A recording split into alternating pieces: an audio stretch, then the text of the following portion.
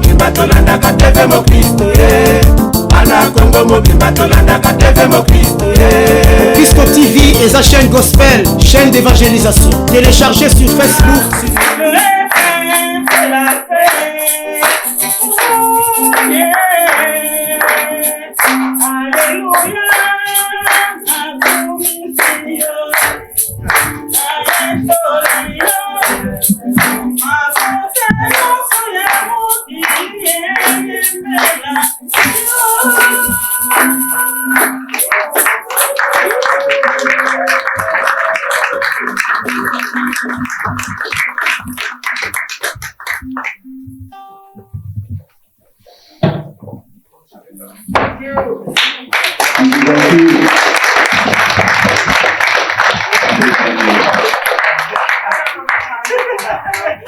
Great performance, and there's still a lot in them. So if we have some time left, maybe we might ask them to play another song. So we will continue. As I said earlier on, we do have one person we're still waiting on, so we'll continue with the program. So now we would like to obviously introduce the man himself, because we want you all to get to know him, learn a little bit more about what we are honoring today, which is his book. So I want to say a couple of things to describe him before I bring him up, and then we're going to really get into the discussion that we want to get into today. Once again, to really get to know him and understand the ideas behind coming up with this great book that he's launching today. So, first of all, he's a doctor of veterinary medicine. He's specialist in microbiology and food science. He's a visiting lecturer in multiple universities in Africa. He's a writer, he's a poet, and he's an international consultant. Additionally, he's originally from the Congo, DR, and now he's based here in Ireland. He's deeply engaged in cultural dialogue and community leadership. And he's one of the founders of Integrating Ireland in 2000, and currently board member with Places of Sanctuary Island. About his book, a bilingual poetry collection, so it's both in English and French. He explores identity, memory, displacement, and connection. Poetic language that bridges the intimate and universal, a literary space for reflection, empathy, and resilience. Thank you, Dr.JEAN EYANGA Meloko, for offering us this powerful, honest, and luminous work. Let us welcome him warmly and celebrate the journey he shares with us today.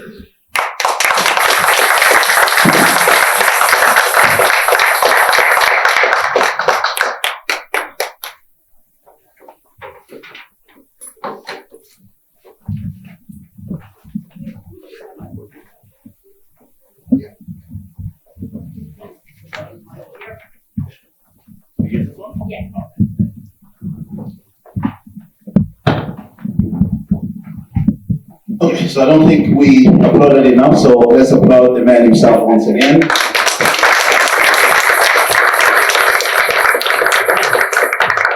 So now this is the moment that we really get to know him. So we're going to ask him a lot of questions. We won't be grilling him today, but it really is to really understand, the vision behind all of this. Get to know him a little bit on a personal note. And then, as I said, we'll probably go around the crowd as well and see if you have anything in mind that you want to ask the man himself. So, first of all, before getting into the questions and everything else, do you have any words you want to share with all of these great people who not only respect you, they respect the work that you do, and most importantly, your friends and family?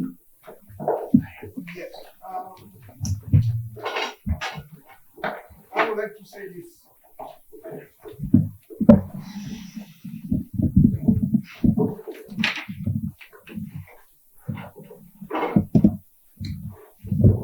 Ladies and gentlemen, friends, esteemed guests,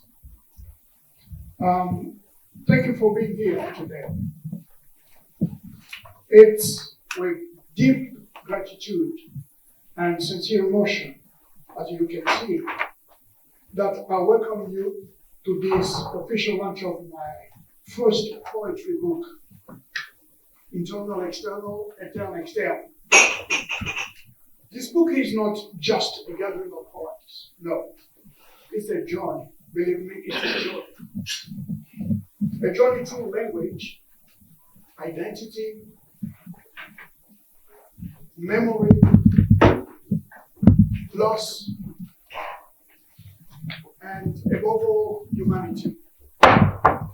It was written between silences and conversations, between places I have called home and others I have longed for, between the internal world inside me and feelings, an external world of change, exile, belonging, and hope. As some of you know, I come from the Democratic Republic of Congo, and I've spent many years living and working in Ireland. These two realities, Africa and Europe, origin and destination, are not in opposition, no, but in dialogue within me. And this dialogue has found a natural home in poetry. Why bilingual?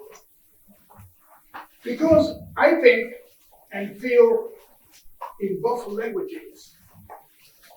Because sometimes only French can capture the weight of the memory, and only English can express a certain clarity of wonder. Language is not just a tool. No, I don't think language is just a tool. It's a landscape. And this book attempts to walk through landscapes, honestly and humbly. I wrote these poems in moments of questioning, of wonder, of love, of loss. Some speak of exile, others of resilience. Some are deeply personal, while others speak of, they speak to a shared human experience. If you find even one line that speaks to your own life, then I will be happy. This book has done its job. I want to thank you, all of you, for coming. Special thanks to Blancheton Library, because they have been fantastic in giving us this place, in welcoming us, and for the fantastic job. Every day they accommodate people here, they support people. It's really a good place. Can we applause for them?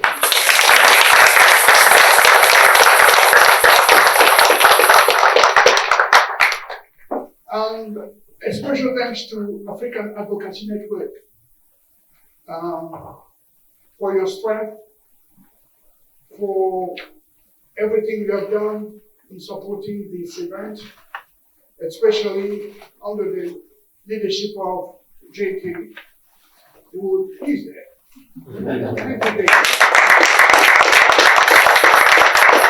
Thank you, to the Congolese community here in Ireland, thank you for your strength, for your presence and your support. Our artists, thank you,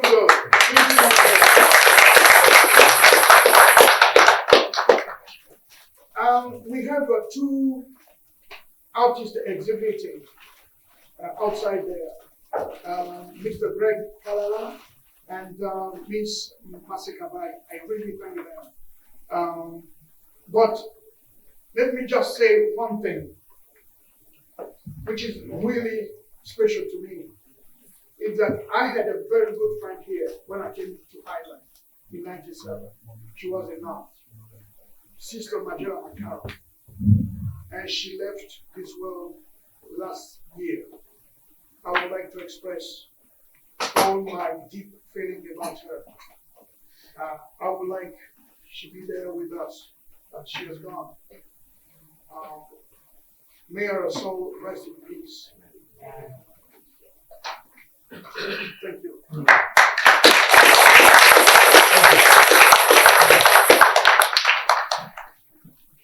Thank you, Doctor. That was very inspiring. So we'll get into some questions that we prepared to once again get to know you a little bit and get to know a little bit more about the book.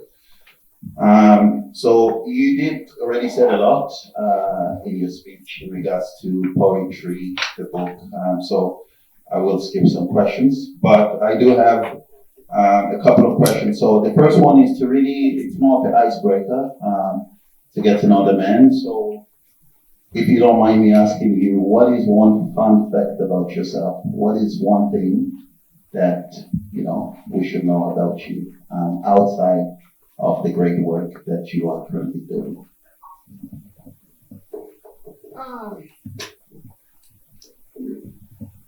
It's probably the toughest question you asked.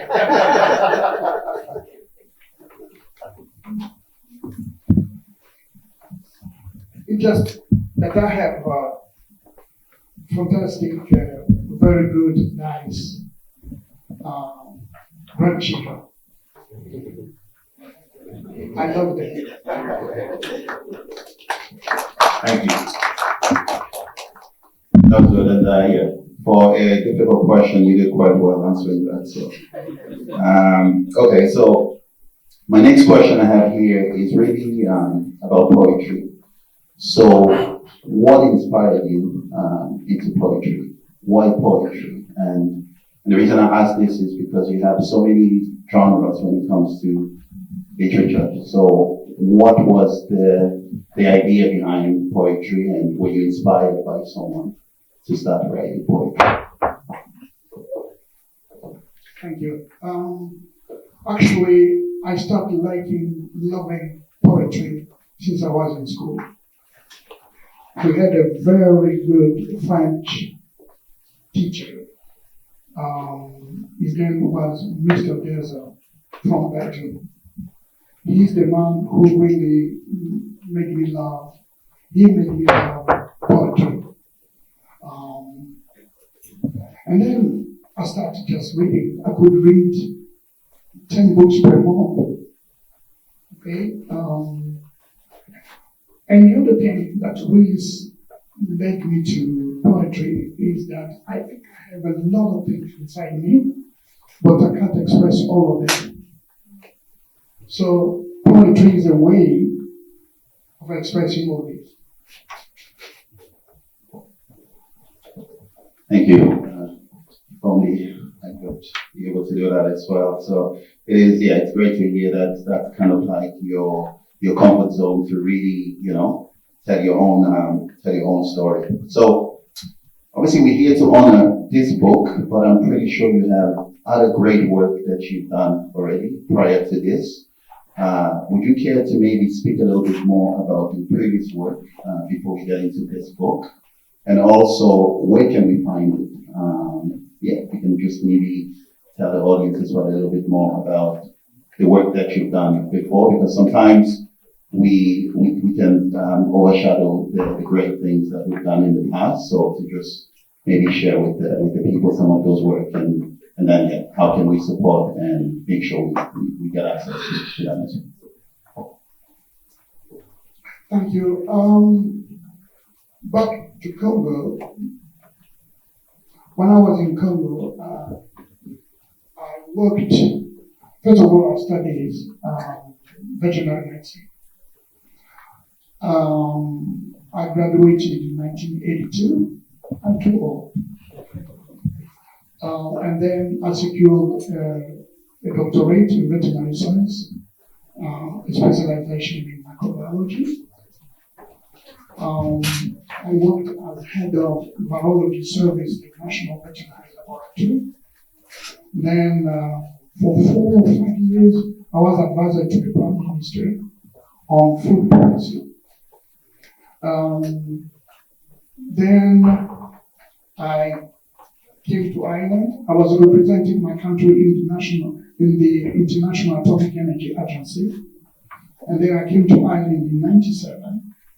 And when I came to Ireland in 97, the Irish Veterinary Council couldn't allow me to work as a vet.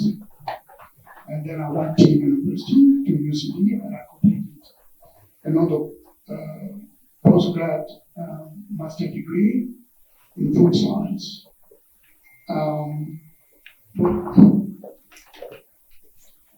But no job application was accepted. They found me overly qualified, which is bizarre. How could I be qualified? So I created an organization called Integrating Ireland, which aimed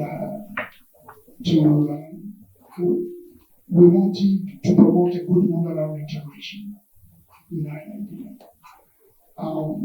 With a lot of achievement. You know, now people can go and vote in local election. They can go and vote in local election. It's thanks to the work we did. They can even run in local election. Now we have a Minister for Integration, Department of Integration. It's thanks to the work we did. Now there is a system for recognition of overseas qualifications. It's thanks to the work we did. Maybe you remember in 2005, 2003, 4, 5, there was a big issue about Irish-born children who had to be deported. 16,000 people, they weren't deported also thanks to our work, and so on and so on. So it went different.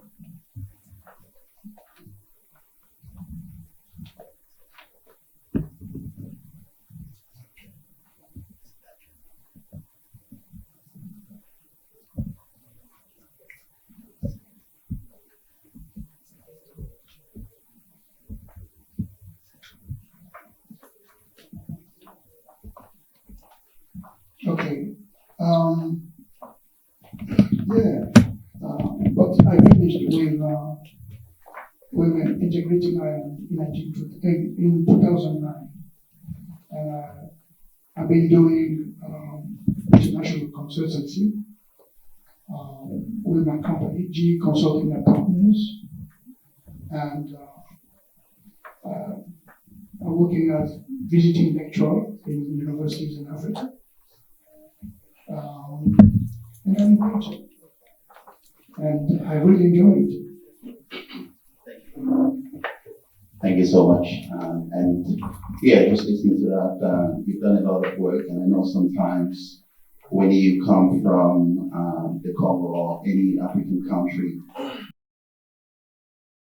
you might have to redo, if you did, let's say, you did a course, you have to do it because it's just not accepted here. So it's good to see that you're able to pivot and work around it and still become successful. Very inspiring, thank you. So I kind of want to get into the book now so people really understand what the book is about, if that's okay with you. So the first question is the title. Why internal, external? How did that come about? What inspired the title?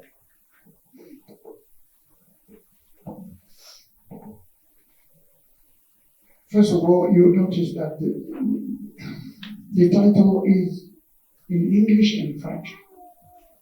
So I want you to write a book that could be read by both French and English speakers. Okay?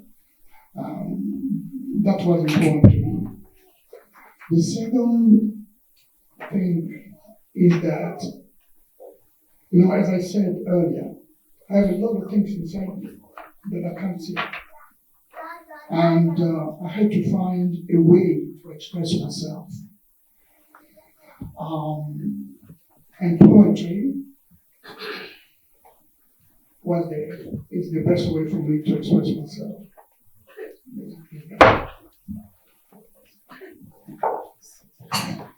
Thank you. And again, yeah, it's a very good title because it makes you, it creates a suspense around it. It makes you want to click and really get to know what the book is about. And you see, I live in a world where people, I'm living with people, my family, friends, colleagues, and the nature. Nature, we have nature there. You know, my head is green because I was born in equatorial forest in Congo. Okay? My heart is green. My muscles are green. Even my stomach is green because of the forest. And all this inspires me. So I need to establish a relationship between what is inside me, internal, and what I see, what is around me, external. Yeah, that makes perfect sense. And one thing I also wanted to understand from your perspective, because when you write in both English and French, right? And we know those are completely two different languages. So what is the writing process like? You know, because you conveying one message in French will have to be written in a certain way, and the same in English, right? So as a writer, how do you go about doing your stuff?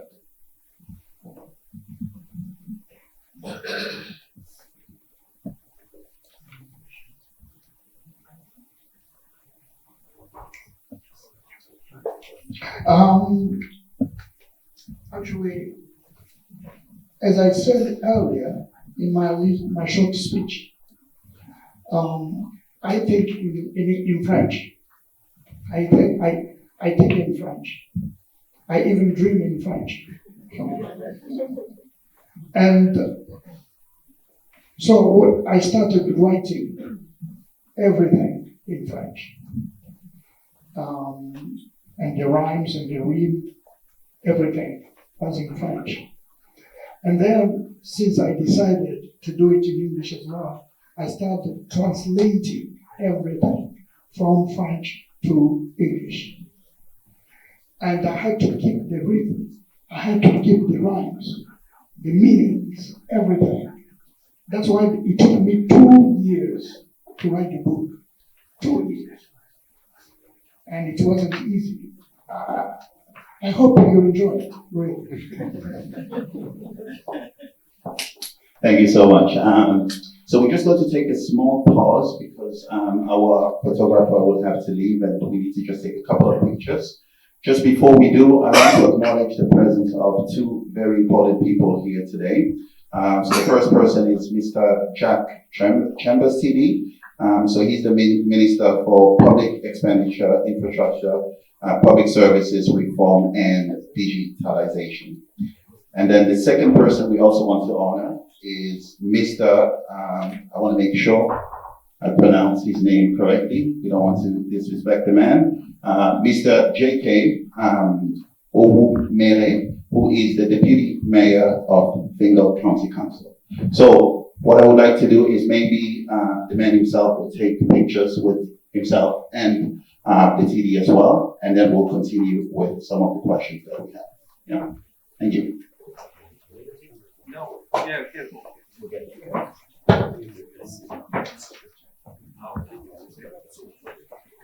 To take a picture, so thank you. Again, thank you for your presence, Mr. Deputy. So we'll continue. I have just 2 or 3 questions, and then we're going to ask the audience as well to ask you some questions as well, and then we'll continue with the program.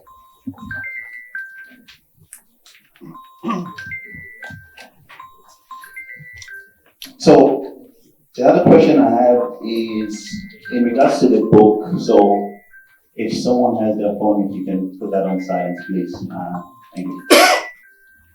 In regards to the book, after, as the audience is here, after they've read the book, what do you want them to take away? What is one or two things you want them to remember the book by?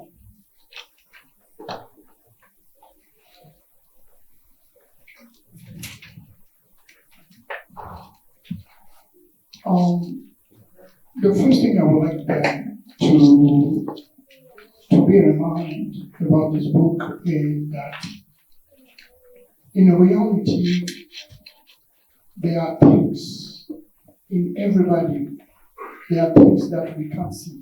But very often, those are the things that are more important.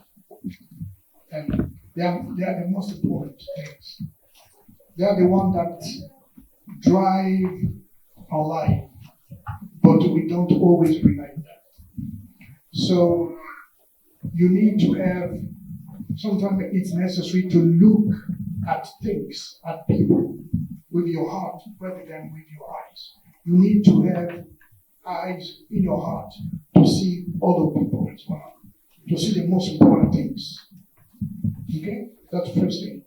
The second thing is openness of mind. And in my experience in my life, if there is something that really has shaped, has structured my life, is relationship with people. I think after taking care of your health, the second thing to do is to create and maintain good relationship with people. Thank you. So just making sure you're learning from the book to maintain and those relationships, and also creating visuals from, those are the two main things that one will take away. Thank you for sharing that. And then I have one last question, because nowadays people have the books and then they also have the audiobooks. Because some people's attention spans are not great when they're reading, so they prefer to listen. Is there any project around maybe releasing the audio version of the book, or is this something that has not crossed your mind yet? Yes, there is a project to have an audio version, down. But at the same time, there are two books in the tunnel. Two books are coming up very soon. One on the theme of differences. That differences we shouldn't be using differences as walls to divide us. No, differences should be used as bridges to unite us, to link us. And the second book, it's on personal development. I call it From Mediocrity Towards Excellence. Thank you. Great title there. So we'll be looking forward to that, and we'll be looking forward to other projects as well. So I've said a lot, but I also want to give the audience maybe an opportunity. If you have any questions, I'm going to go around with the mic. And if the man himself that we're honoring will be able to answer those. So we do have one question.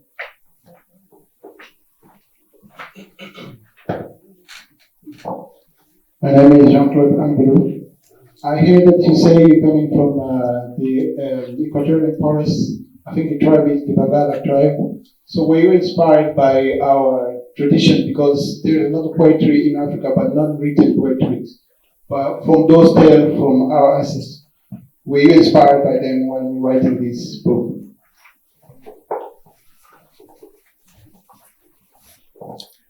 Yes, very much. There are some poems in the book, like for example, the poem about trees, different type of trees, and then another one on wisdom, the verse on wisdom. If you read them, you understand, you'll see, you'll recognize a lot of things about our traditions. Yeah. Thank you. Another question?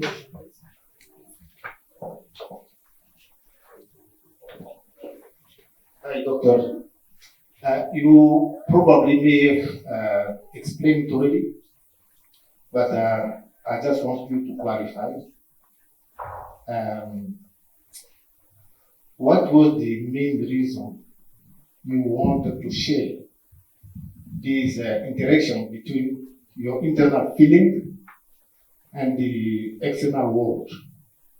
Why do you want to share those feelings with your readers? Is there anything we can get from reading this book that will maybe enjoy or benefit from us? Thank you.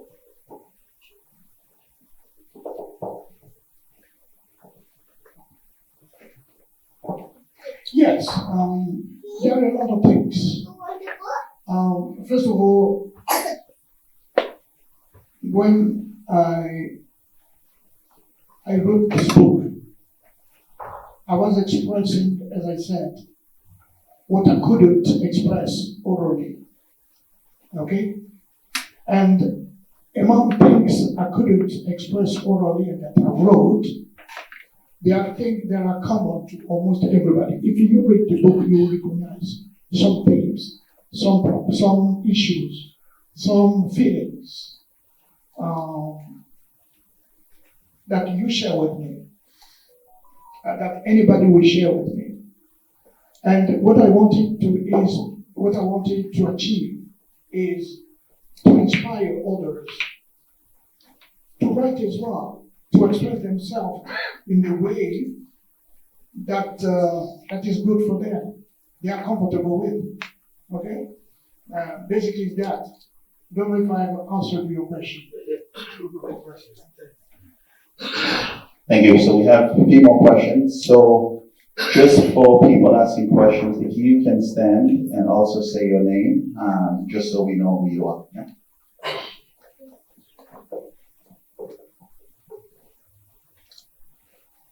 Good afternoon, everyone. My name is Babs Narain from African Advocacy Network, and my question goes thus. Doctor, you've been quite long, you've been a long time here in Ireland, all the way from Congo. And for the benefit of those young people out here looking forward to do the same that you have done today, what are the challenges that you face writing this book? Now, those challenges might be something that could be transformed into strength for young people who are looking for somebody, something to do to write a book like yourself. Thank you. Thank you. Great question. Yeah, thank you for the question. I faced different challenges. The very first one was about language. Okay? You know, English is my mother tongue. So I had to work hard to find the right words, to write briefly, to translate, to express exactly what I was thinking in French, to do it in English. That's the very first challenge. And it wasn't easy, believe me. The second challenge is securing a publisher here in Ireland. And it wasn't easy either. That's why the book is published in Canada. Okay? The third challenge is about marketing. Not easy to find agencies who would fit, can I say, who would do the job with the money ahead. You understand? They need more money. It's so costly to market a book here. Well, it's not easy. And the last challenge is about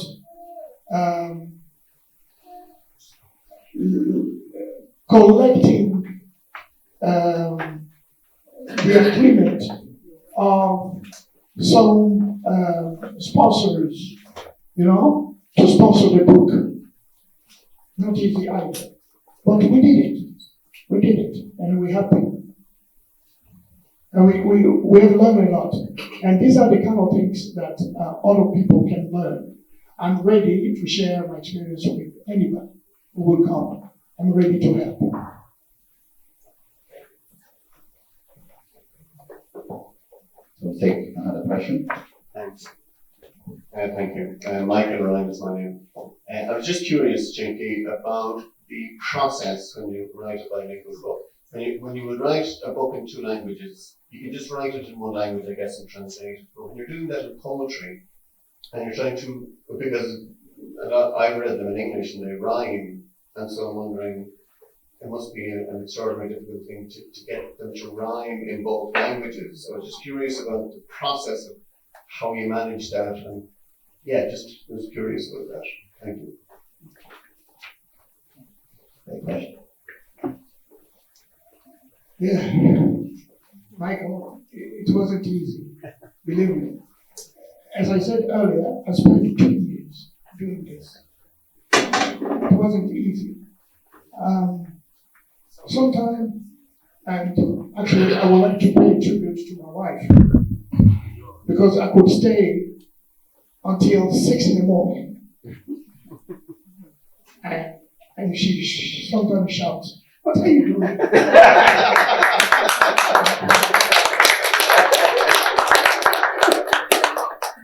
But I had to do that. You see the result now? I had to do that. It wasn't easy, Michael, as you can imagine. Thank you. Well done. Thank you. Hi, I'm Romy EYANGA. I'm his daughter. Dad, I would like to know, out of all the collections, which poem had you in the most vulnerable state, and why? In all the poetry collections that you have in your book, which poem had you the most vulnerable, and why? Can't you ask me an easier question?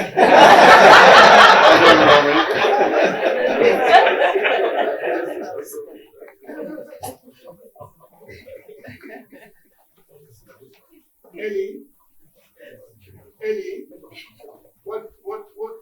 what answer should I give her? Ellie's a very, very nice girl. She enjoys the collection. And she will be reading now. Okay, anyway, I think my choice goes to 2 poems. The very first one is Patriotic Emotions. I wrote it the day, you know, in Congo now, there is a war, in the eastern part of Congo. There is a war, a rebellion. There is a rebellion there called M23, and it's backed by the Rwanda army. And I think in 2023, 22 or 21, I don't remember exactly, when that rebellion took the first town in Congo, it's called Bunagana. I was so hurt. And when I learned that when I was driving my car, and when I went back home, I couldn't sleep well. So I just sat down and started writing that poem. It's called Patriotic Emotions. That was about Congo. And even now I feel it. Okay? If you can read it, it's called Patriotic Emotion. I think somebody will read it today. And then you feel how it's strong in you. Thank you. So maybe we'll take one more question. Thank you. My name is Gilles. Doctor, I've been working in the immigration field for the past 25 years, 9 months. I have to be honest, I'm very touched by even just the theme of the book. External, internal, or internal, external. And my question is, what is the legacy because I know a lot of people do not read books, even poems. Fortunately, it's not easy to grab it, to grab the message. If you can tell us, because my experience for the past 25 years or plus is that people, migrants, live or entertain an internal conflict within them. It's very difficult to reconcile the struggle, the challenge of leaving one's homes and coming to a place where you may never be yourself. You've said it when you were talking about yourself, how you were overqualified, no job, or whatever, but you made it. And everything that, all the time when I meet with migrants, and they tell me, if I knew, I wouldn't have come here. And I've seen people after 20 years, after 30 years, they're still living back home, and they are not here. So, internal, external, what would you tell to people? Very briefly. Maybe one word.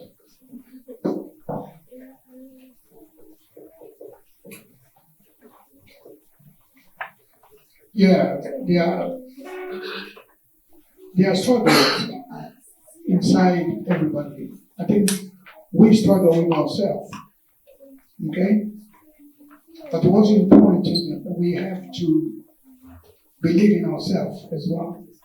We must believe in ourselves. Otherwise, it will be difficult to win the battle. The legacy I will leave is that, first of all, don't always be bogged down by what other people think about you. Because very often people stop doing what they want to do.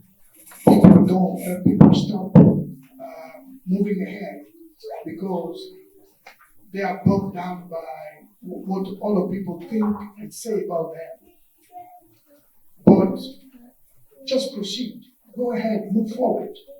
Write what do you think. Do what you want. But be careful. Learn from experience of other people. Those who followed the same pathway than what you're doing now. Okay? Learn from them. And I think you will succeed. I don't know if I'll answer your question, but believe me, for me, it was that I would say I'm a pioneer in Ireland. I'm among the pioneers, African or Congolese pioneer here in Ireland. We opened a lot of doors for those who came after us. It was a sacrifice, but we did it. The same way, I think that this book can inspire other people.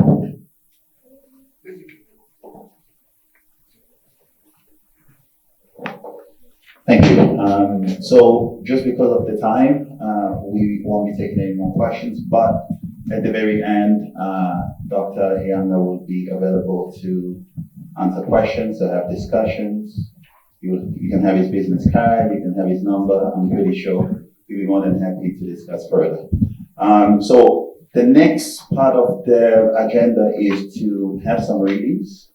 So we've selected a few people who would like for them to come up here and to read some of the poetry. I don't know if you have anything to add. I would start with Egide. I chose him why? Because he will be reading that poem I mentioned earlier. Okay? Patriotic emotion.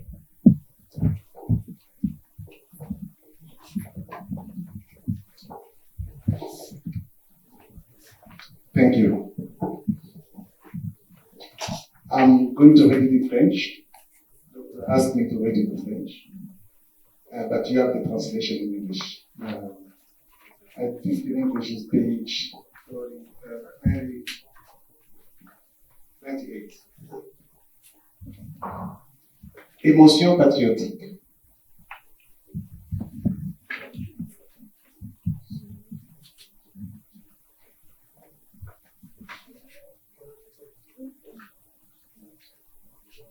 je ne veux pas, non, que le sang continue de couler dans mon pays déjà meurtri. Des larmes inconsolables, vraiment des vies abîmées.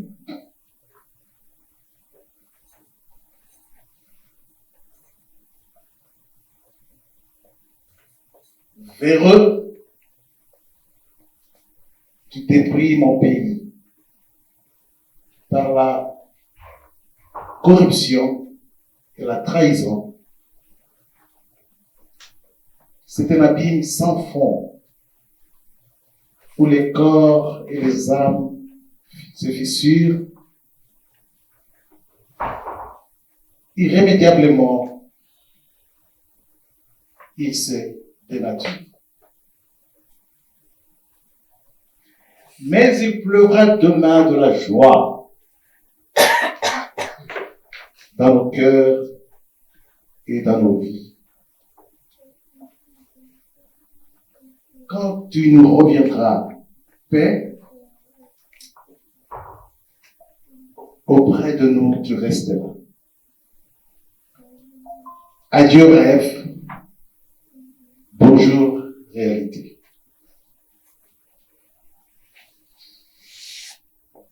Qui peut indéfiniment cacher de ces deux mains, même unies, la splendeur du Congo? Que vous le vouliez ou pas, sa gloire brillera toujours. Je vous remercie. Thank you.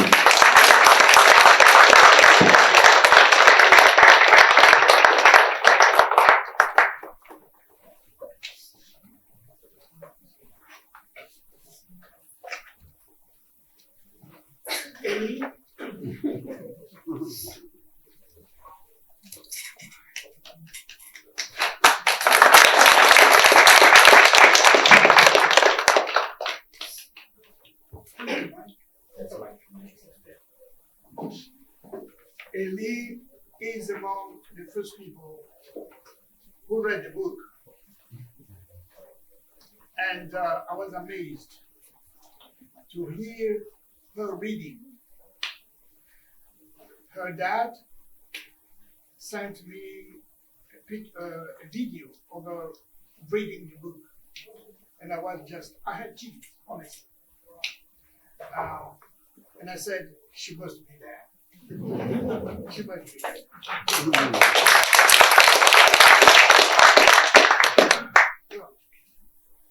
Your tears, on your beautiful cheeks these tears slide. I wish I knew from whence they died, from brain, from heart, or guts below, perhaps from everywhere. Is it so? They are always colourless, often in pairs, for their hues are invisible, hidden in layers. Only those with hearts to see hold the power to perceive, to be. In the mystery of a saline flow, an ocean of hidden feelings begins to show. Each mirror reflects a silent tale of souls and music, a precious dialogue unveils. Tears, the messengers of profound sorrow, silently paint the history of tomorrow. Though transparent, they hide secrets deep, intimate truths and discreet regrets they keep. Listen to the whispers of these fleeting drops. They speak truths, sincere without stops. Within every cry lies chapter told, bursts of joy or reproofs folds. Let the rain of your tears water the ground. May hope in your heart profoundly abound. In this living movement of emotion, no spite, each tear becomes a star of light without weight.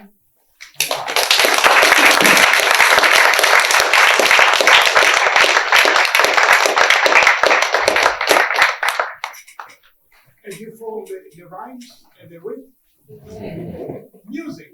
Thank you, Ellie. Thank you. Thank you. Michael, please.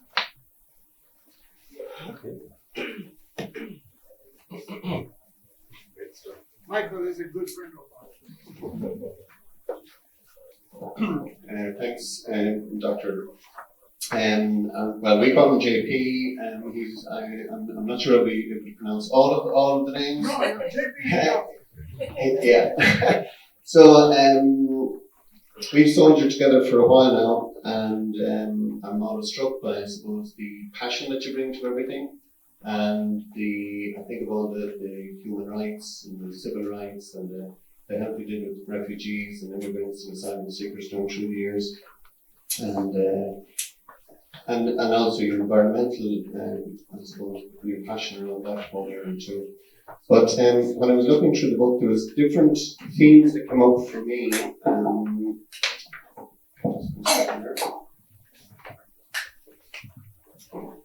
And I just thought, and I mean, it's testament, I think, to the mix of people here, the diversity of your friends, the different people in your life, and I think that's really, I suppose, the theme of the whole thing, that is internal and external, and how diversity is really part of your heart, your soul.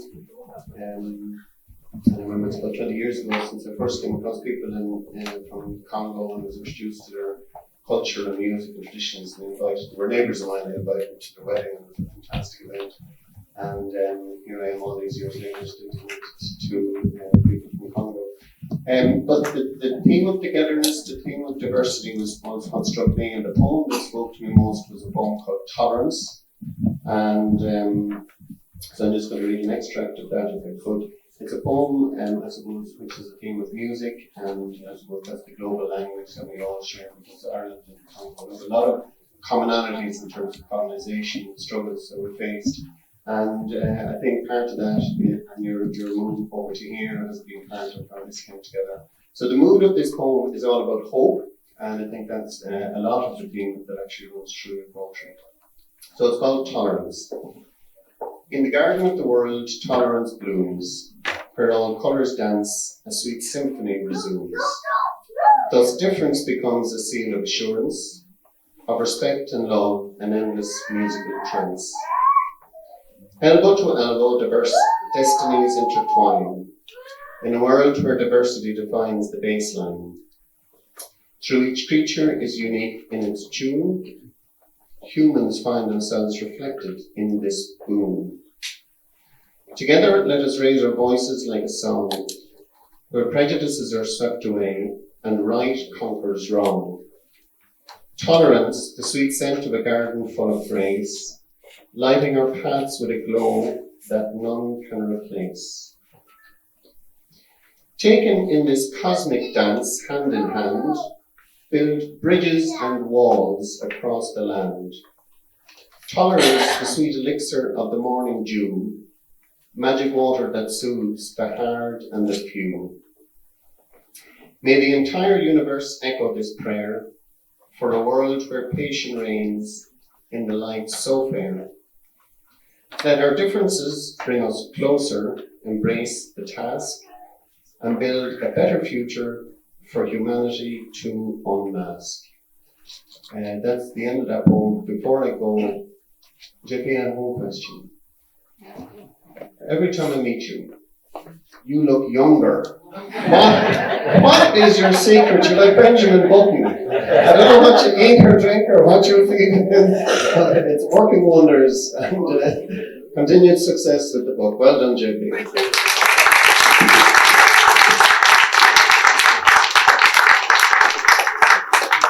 Thank you, Michael. Thank you.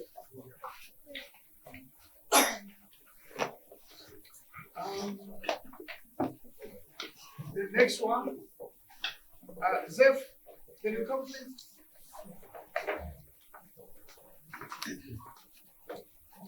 Zeph is our guide in Ireland.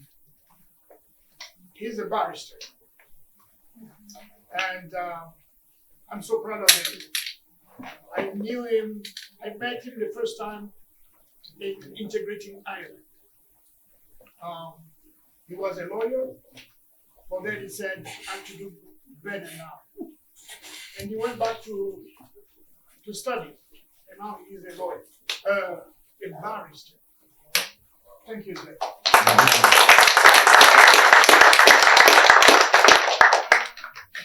Just I'm wondering how to do some gesture and keep the book at the mic. You want me to? Yeah, because my wife used to say I abuse when it comes to gesture. And my apologies in advance. I'll try my best to control. Okay, I can hold it. Thank you. To be in French, the English title of this poem is on page 51. It's the Odyssey of a Migrant Heart. Now, in my language, it is on page 54, L'Odyssée d'un cœur migrant. This is what I'm going to read.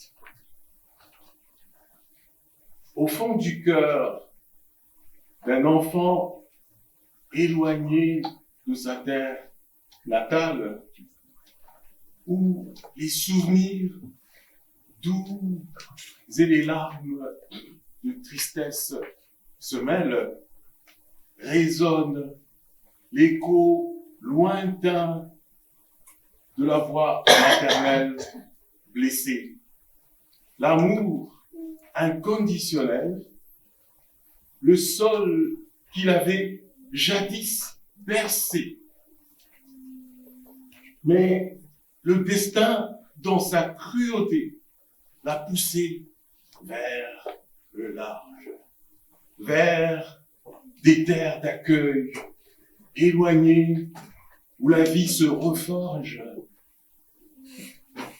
L'Irlande, comme une main généreuse, inspirant confiance, lui a offert un nouveau départ, une foi, une nouvelle chance.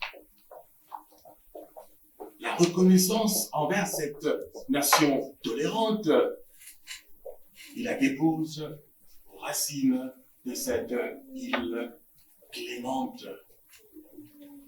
Avec un cœur bien gros, l'amour se réinvente et chaque battement rend hommage sans crainte. L'île émeraude ne lui a pas du tout refusé un refuge, une route couverte d'espoir. Pas de vagues, ni les pièges. Au contraire, ces prairies fleuries lui donnent réconfort. Un pont s'est construit entre hier et ce nouveau port. À vous, mes parents, restez au pays. Mes pensées d'amour profond, dans un soupir, un murmure, un doux rêve éveillé sans faux bond. L'Irlande, ma sauveteuse. Avec elle, je suis lié pour un avenir tissé de fils solides et tressés.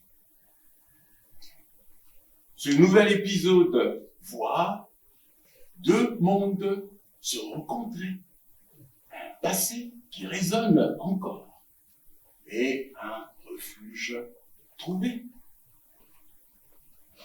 Quel que soit le cœur de l'immigré, l'amour se donne, on l'aime. Voici une vie refaite sur deux terres, deux ponts, en somme.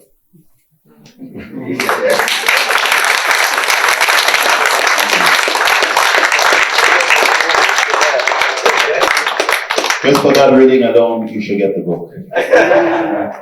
Who's next?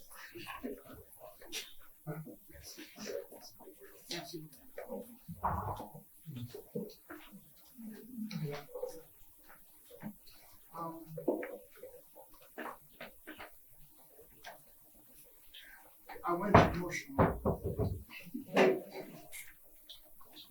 Destiny, where is she?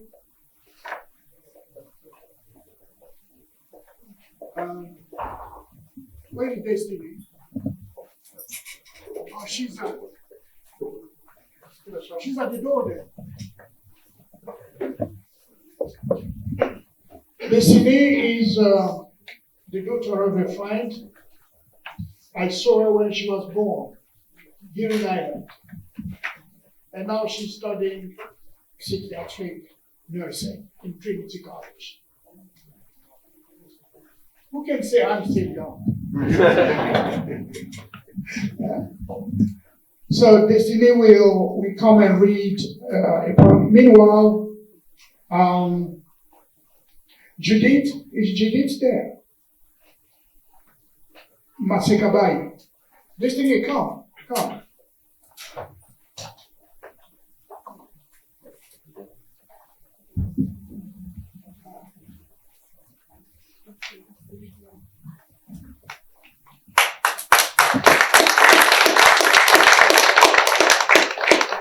Future psychiatric nurse.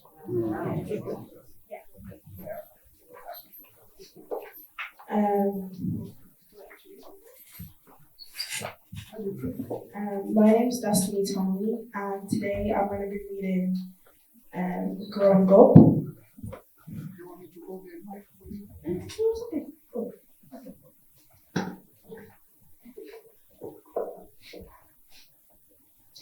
Thoughts come and go, the good and the bad in tow. I cherish only those that live, away from me, those that sit. Humble youth was not easy.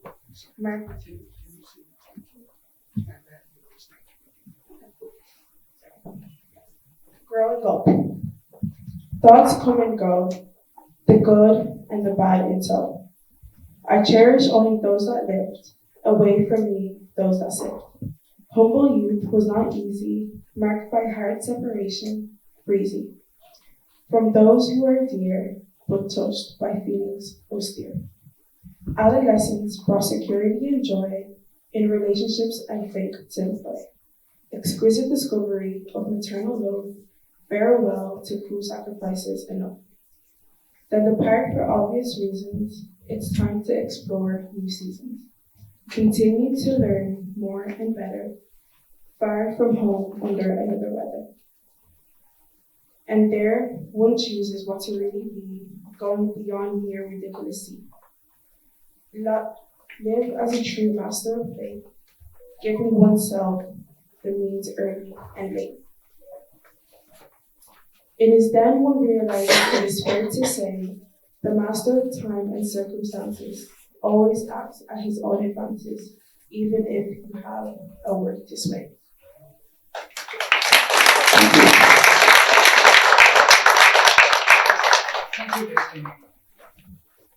And the last one, the last reader will be Ms. Masekabai.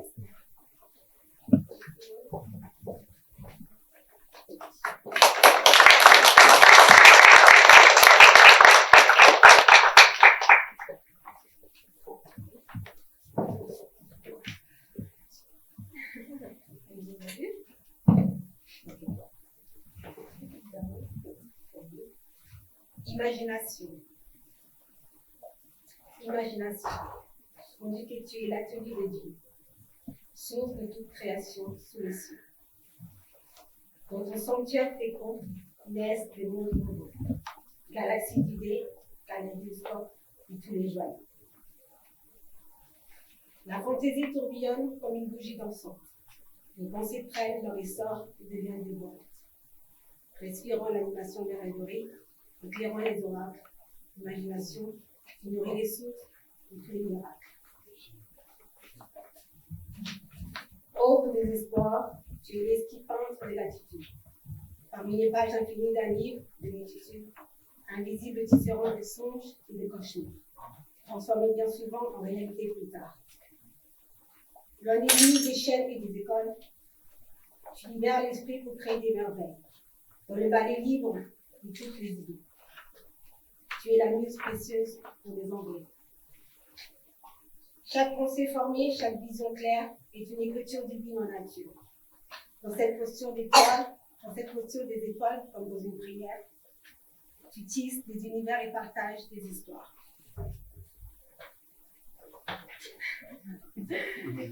Les créateurs t'honorent et te rendent hommage. Car en toi réside leur force, la moisson inépuisable des sages qui s'obstinent toujours à franchir tes portes. Écrivains, architectes, artistes ou poètes. De la glaise des rêves, des idées de la pensée, tu ériges en Dieu des paradis planifiés. Au-delà des frontières des rêves établis, se font des inventions et des découvertes inouïes. Imagination, tu es le cœur des utopies. Sous les ailes de la liberté, l'esprit s'éclaircit. Les barrières laissent la place à l'espace. Cherchant le ciel qui jamais ne passe. Imagination. Oiseau doux, aux ailes polymorphes. Combiné à la prudence, tu nous évites des catastrophes. Sous tes ailes, naît la magie des lumières, mais aussi des sons, des couleurs et des œuvres. Dans ton jardin privé, les idées prospèrent et libres. Chaque pensée germe dans ce sanctuaire, échappant aux règles et aux contraintes, comme une graine dans un idéal d'étreinte. Malgré les paradoxes des blancs et des noirs, il n'y a pas de réelle perte d'espoir. L'imagination, bouquet d'idées inconnues, porte ouverte sur le nouvel inattendu. Viens à moi, imagination, pour inspirer une énorme création. Sous tes auspices, le Créateur est élu, réinventant le monde avec un souffle détendu.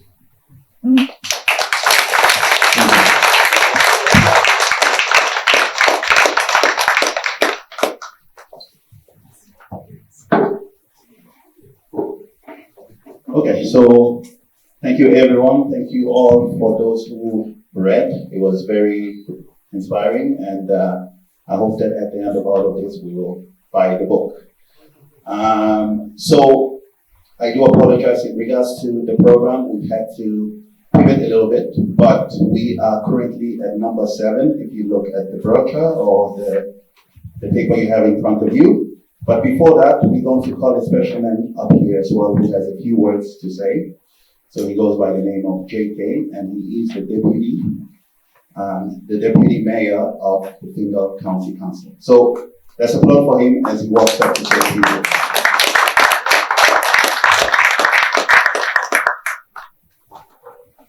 Thank you very much, Jerez. Massive thanks to every one of you for making time to be here to celebrate this wonderful man, Dr. Jean-Pierre EYANGA Ekumeluka. I hope I got that correct. Yes. And for me, it's a huge honor to be associated with this gentleman. I've known him over the years, and I would say at a time when the story was, where really are we? Some people have spoken and they've alluded to the initial experience when we first arrived here.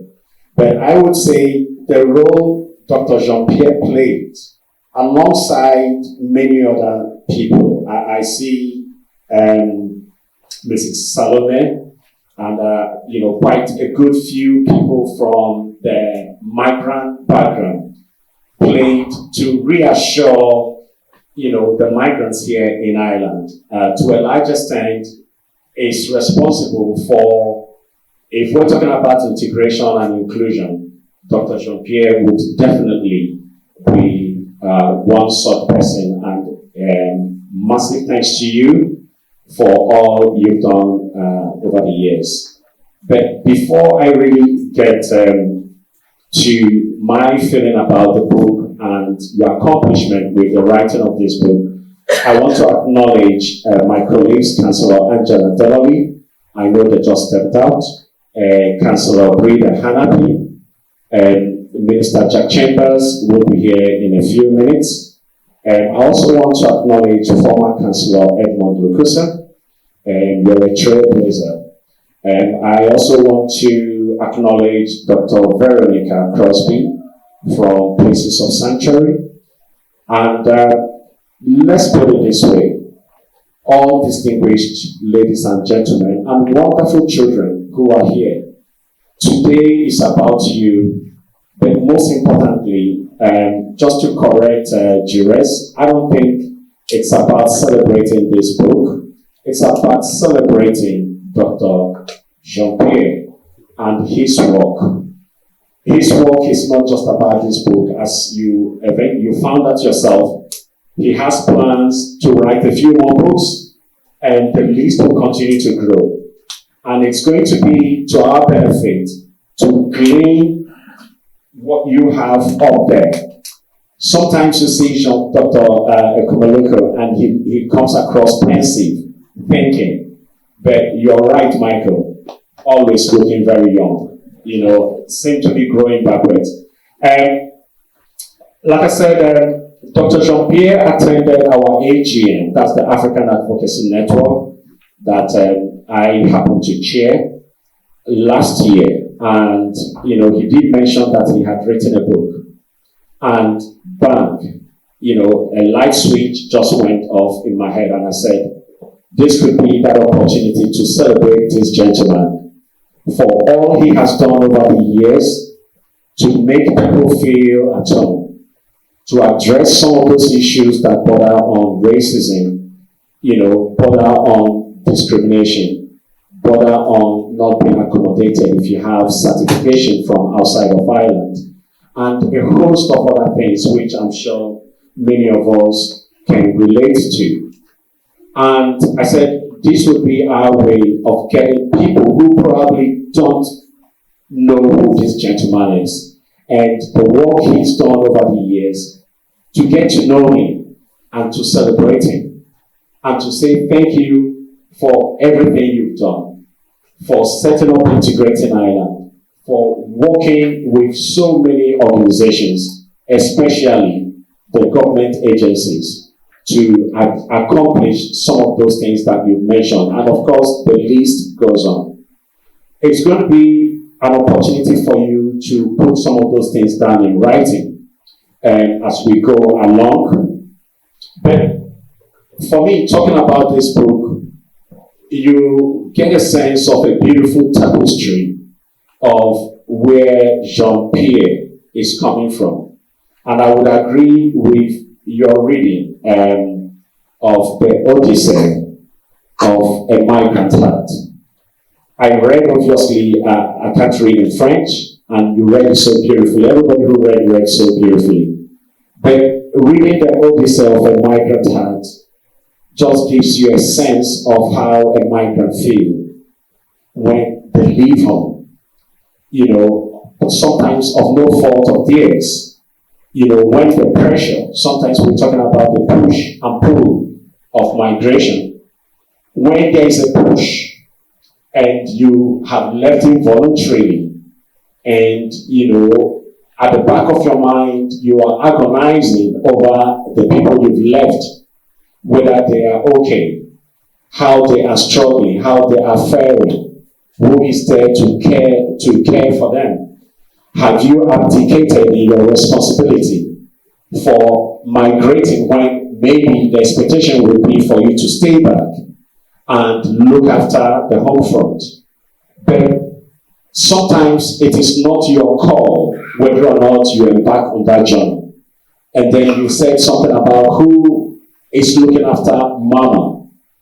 You know, aged mama is at home, needs support, but here you are thinking about, you know, I have to go get the golden fleece, I have to go sort something out outside. And for many people, they often never get back to see mama.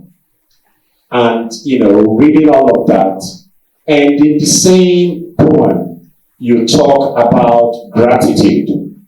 Even though in the poem you didn't mention gratitude, but everything about the book was about gratefulness for the land that has accommodated you, that has embraced you, that has given you a platform to blossom.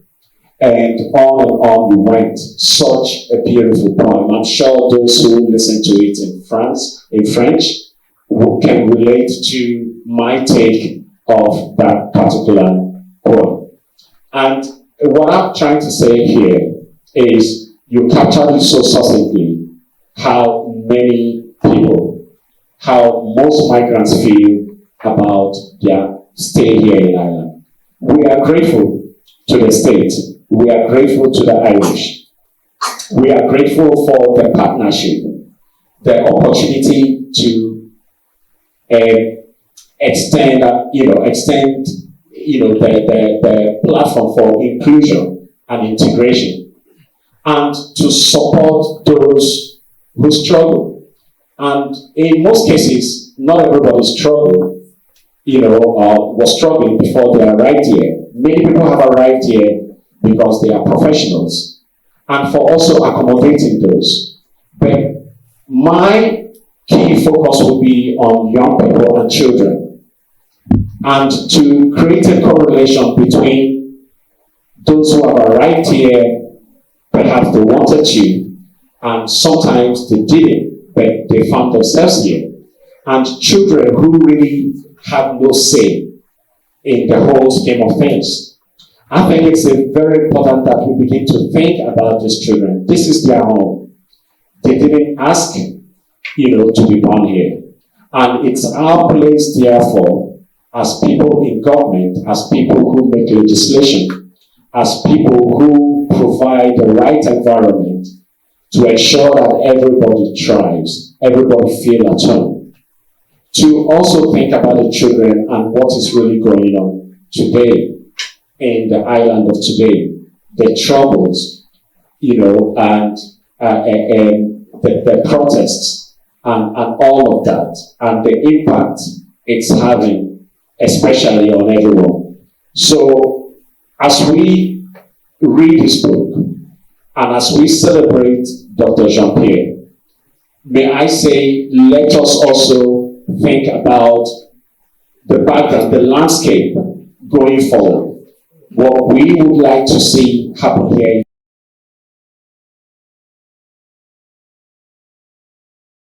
People can give their best. People can continue to produce just like Dr. Jean-Pierre has done. And may I also use this opportunity once again to thank members of the strategic team of the African Advocacy Network and the CCI, the Congolese Community Ireland, for coming together to make this event happen. I think it is a testament of who you are, Dr. Jean-Pierre, that we have this many people here to celebrate you. And we pray that you continue to produce more work. And this is the first, but we know there will be many more. And we'll be here to celebrate you when you write other books again. Thank you very much.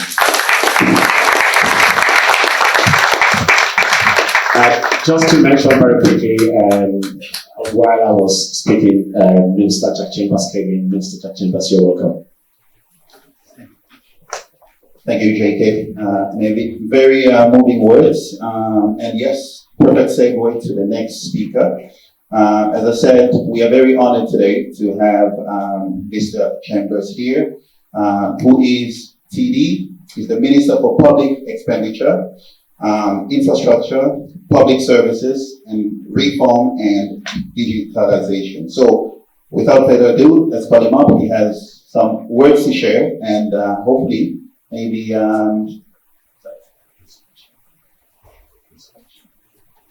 and he'll be also helping us launch the book at the very end of the ceremony today. So, please come up whenever you're ready, sir. Thank you.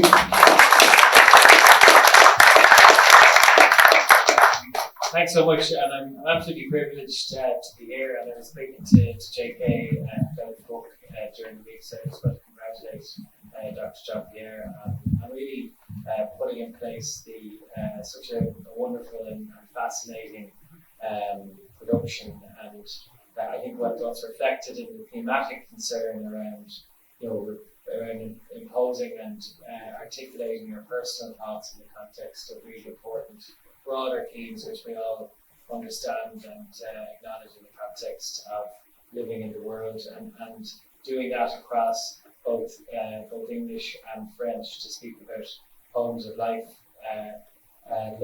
love, life and nature, and even a wonderful artistic thread throughout the book is really fantastic. So I look forward, I haven't had an opportunity yet to read the book, but I just want to commend you on really pursuing this to reflecting that the important universal themes in the context of what you produced today. And that's something that myself and JK, in our respective roles locally, want to encourage people to really pursue their artistic flair, whether that's through the arts themselves, but also through writing. And it's really important in the context of the world we live in, that we have people that pursue universal themes, trigger thoughts, and also reflections on the world we're in and what we need to do to change it for the better. And I think you've reflected that in much of what you created here today across so many important themes. So I look forward to supporting your future work. I want to thank the African Advocacy Network and indeed everyone who's been involved in today's event. From my perspective, we live in a world which is unfortunately defined by a lot of polarization and division and disunity and deglobalization, which divides people in much of the public debate. But we have so much more that we can do. I just came from Hunger Chasers, so I've come from a sporting event to an important artistic, cultural event today, and the wonderful talent of Jean-Pierre. When I was up at Hunger Chasers, that's a club that has existed for over 10 years, of 40 different nationalities, young people playing, enjoying sport, having fun together and living together, and all that's good about our common purpose and what builds and strengthens community. And what we have here today is another manifestation of that. Your talent being reflected in really important thoughts that we all need to reflect on in the context of a different world. But we constantly need to work together, unite together, and ensure that we push back against the broader public debate, which sometimes seeks to divide us all. We have wonderful diversity in this community in Dublin 15, and one of the youngest, most diverse places, with fantastic neighbourhoods, friendships, and it's really strong, it's really united. We see that here today, and I've seen that earlier on in Hunger Chasers, and I was up at the Hartstown Park Run this morning, again a wonderful community event that we need to speak more about the positivity of what is in Ireland every day, about people working together for a greater purpose. And that's something the government wants to support and get behind, ensuring that people pursue their talents, their ambitions, and their families' strengths in building better communities and uniting people together in that common purpose. And that's what you've reflected in these really important universal themes today. So I want to really acknowledge and appreciate the production, trying to build and advocate for a more inclusive society, which is what we all share, which is what we all want to pursue. And I think we've got real positive examples of that across our own community, which we need to continue to cherish and promote as good examples of communities that work well, where people work together, and that's something even today alone that I've been privileged to be part of as a local representative, but also to bring back to my government colleagues about the good things that are happening and good people that are seeking to pursue those goals across communities in our country. So thank you, Jean-Pierre, for what you've done. I want to acknowledge everyone here. I know many familiar faces who are here across the Dublin 15 community, all committed to building a better place, and I appreciate all that you do across West Dublin. And thank you so much for giving me the opportunity to speak to you today.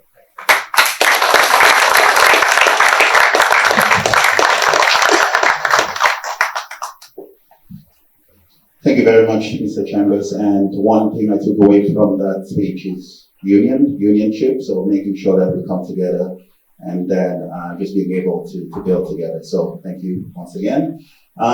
So We are currently at number 7, if you look at the brochure, because the reason I want to speak briefly about the Congo is simply because Dr. EYANGA did ask me to say a few words in regards to what is currently happening. And there's a lot of us in this room who are either from the Congo or have some type of affiliation with the Congo.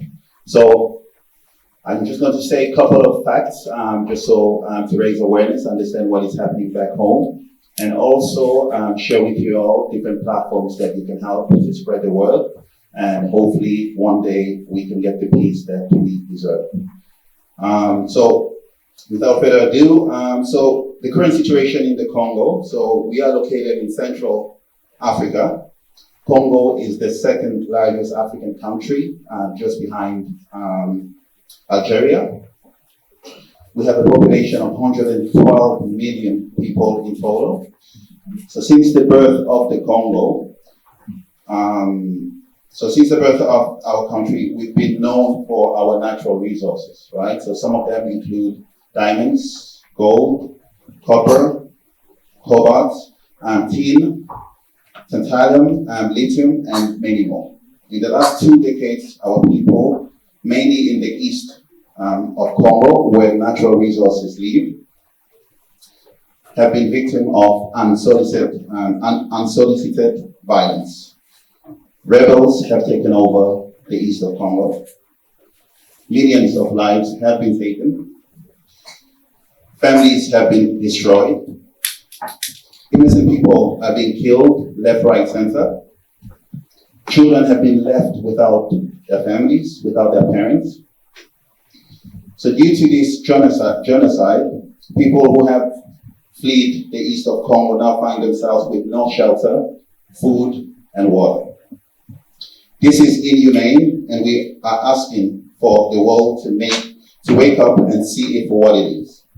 There's a clear agenda from our neighboring country, Rwanda, to do harm to the people of the Congo and take ownership of our lands where most of our natural resources live.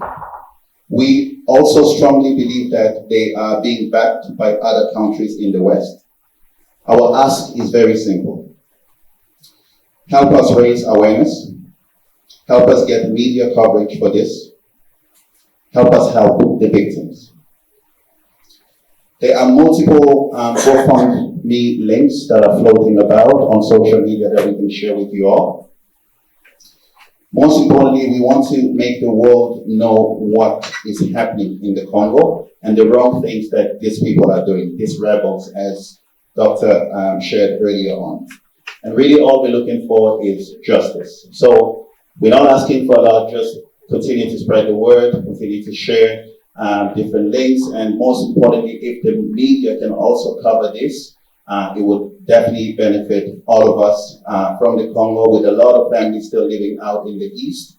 And every day we keep hearing that people are dying, and it's just something that hopefully one day we can solve. And we can only solve that with the support of the Irish, the support of all other countries in the Western world.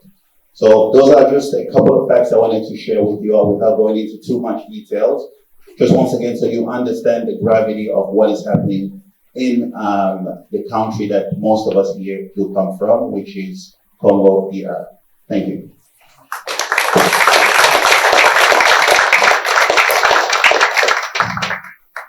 So now we're going to move towards the closing remarks, and once again, Mr. Chambers will officially launch the book, so we'll give him that opportunity to do that.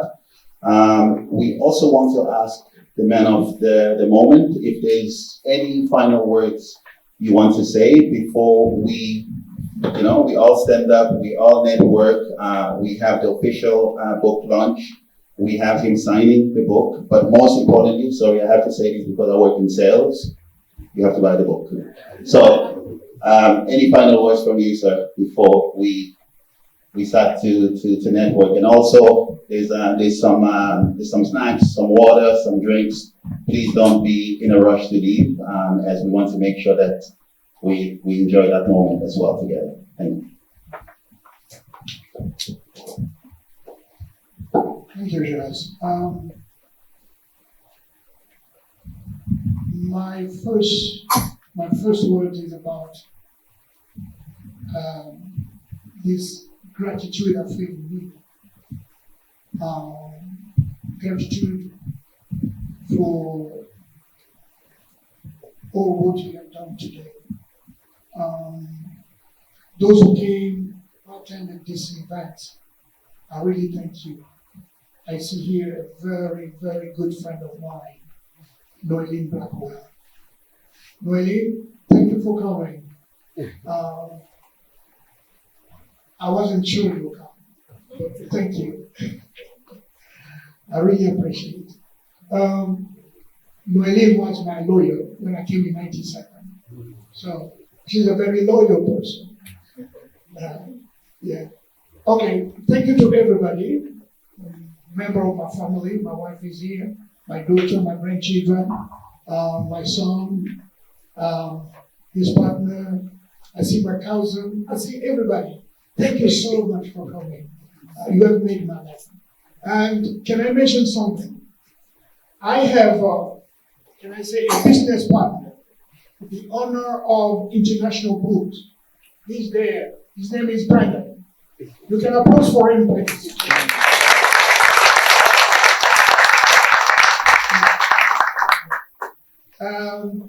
At the end, there will be an exhibition of paintings over there in the foyer. It's run by Greg and Masikabai. But anyway, you are welcome to visit it. And thank you for coming, and let's enjoy this occasion. Thank you so much. Thank you. So just before we all stand up and obviously honor the book, I just want to say a few words as well, because in our country from the Congo, we have this thing that we call Mabanga. So Mabanga means that we acknowledge people that are doing the right things, people that matter, or people we just want to acknowledge. It is part of our culture and our tradition. So I want to call out a few names, people that I want to thank as well as part of, putting this together. Obviously, the first person I want to thank is you for not only putting trust in us and putting trust in everyone here to share this moment with us. So thank you for having all of us here today, and thank you for telling your story. I also want to give a shout out to your family who's here to support you. And obviously you called your grandkids as well. So hopefully they're here, and shout out to you all. And then I want to thank obviously JK for coming. Thank you. Mr. Chambers, thank you for coming. CCI, and also, I also want to thank AANI for partnering with us to put this together. I also want to thank Mr. Lukusa, who was the previous president of CCI, which is the organization that I'm leading right now. So thank you for coming, and thank you for supporting. I want to thank our musicians as well. Frère Igor, and then also the lady, the sister, the mother, Beatrice. So thank you for being sorry, Jeanette. My apologies. Thank you, and just everyone who came. If I forgot your name, please don't take it personal. It's just there's a lot of people to thank. But also, if you look at the book, at the back of the book, this photographer right here is the person behind that picture. So again, let's applaud for him, and enjoy very much, everyone. Thank you.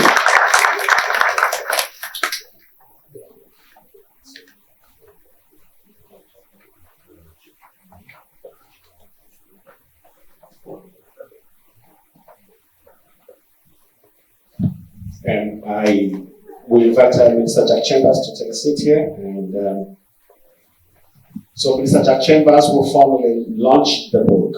And Jires, you've mentioned this a few times, and it's very important that everybody please do pick up a book. That's the key thing. So at least we have that opportunity to get the sense of the content of the book. While we were having that conversation, Councillor Tom Keat came in, and I would like to use the opportunity to acknowledge Councillor Tom Keat And every one of you here, thank you so much for coming. Okay, Minister Dr.JEAN, please. Just to congratulate Jean-Pierre again, and we declare the book officially launched.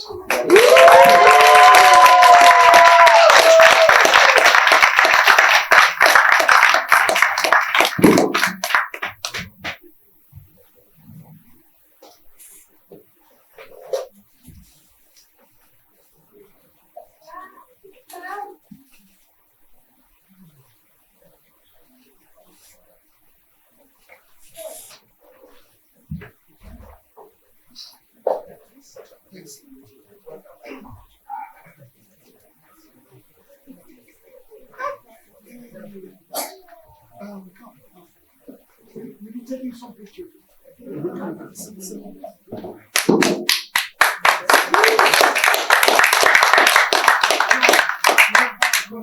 The inspiration behind the book. She's the one, I'm just a little kid. Let us start.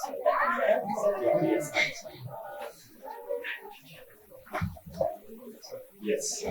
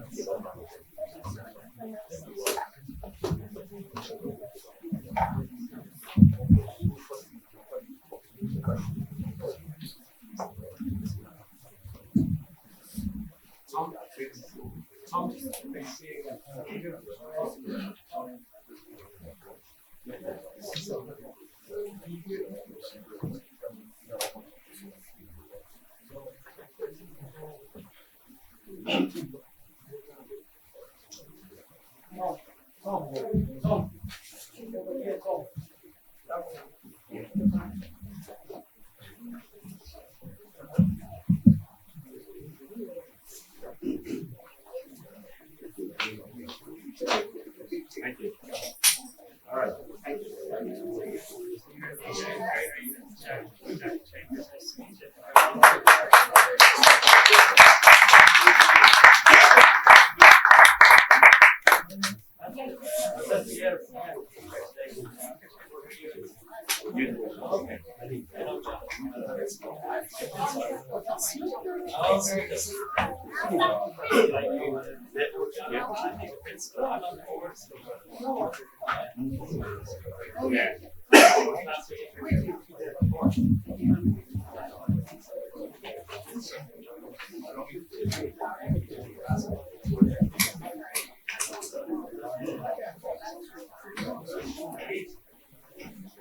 Seriously? You've done this? This is amazing.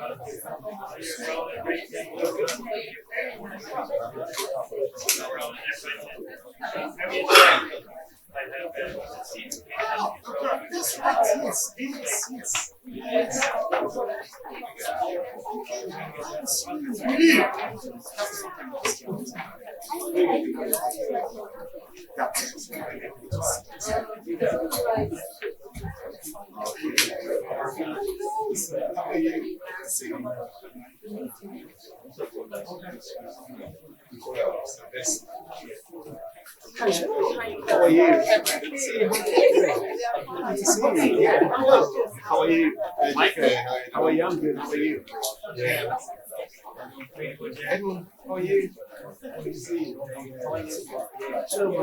How are you?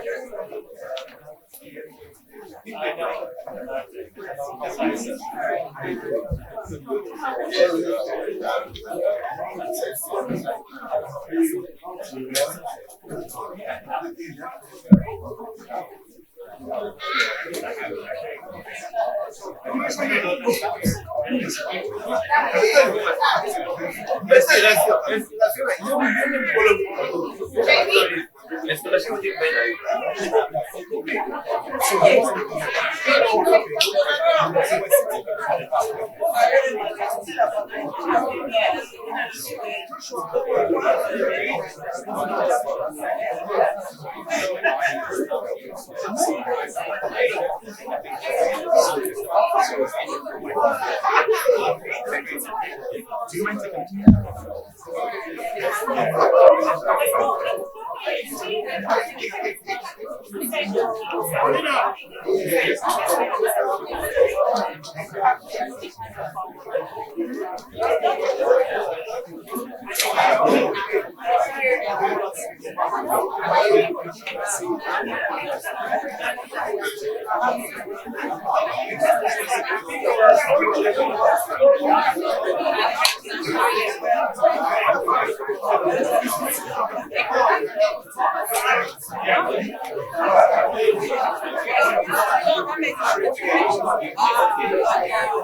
That's a lie. Okay, so you start like your funny best. Let's go.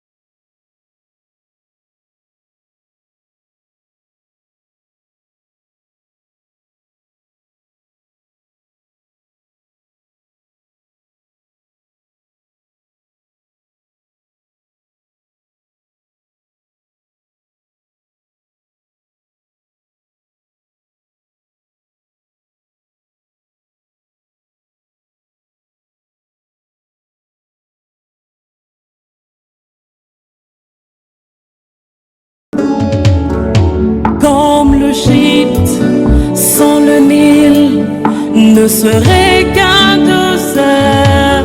Sans toi Jésus, je serais perdu. Il y a une chaîne qui m'a vraiment surpris. Une chaîne qui est en Irlande, mais on la capte partout dans le monde. C'est quelle chaîne? CONGO-MOKLISTO TV, c'est Lola. Elengi toujours cette chaîne a faire vivre biso bilengi nzambe po toyoka mate kitoko toyoka kaba nzembo kitoko. CONGO-MOKLISTO TV nzamba pambola bino bokende musika boya partout ata tina téléphone tozorango tina Android tozorango. Donc CONGO-MOKLISTO TV avance avance, avance.